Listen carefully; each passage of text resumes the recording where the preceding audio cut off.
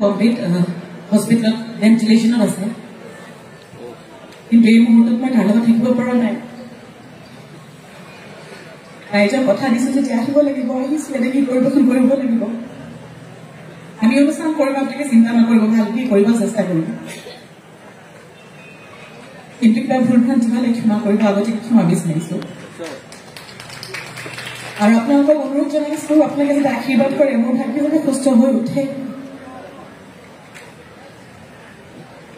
ৰাইজে নখ জোকাৰিলে বোলে নহব গতিকে আপোনালোকে আশীৰ্বাদ কৰিব বুলি আশা কৰিছোঁ মোৰ ভাইটি যাতে সুস্থ হৈ উঠে তাৰে কামনা কৰিছোঁ আজি আমাৰ অনুষ্ঠানত আপোনাক সকলোৰে সহায় সহযোগিতা কামনা কৰিলোঁ আৰু মই পুৰা সম্পূৰ্ণভাৱে চেষ্টা কৰিম যাতে আমি শুদ্ধকৈ আপোনালোকক সুন্দৰকৈ গীত শুনাব পাৰোঁ আজি অনুষ্ঠানটি যাতে আপোনালোকৰ লগত একেলগে আমি সুন্দৰকৈ সন্ধিয়াটি কটাব পাৰোঁ এই ৰাতিটো কটাব পাৰোঁ তাৰে কামনা কৰিছোঁ সকলোকে পুনৰ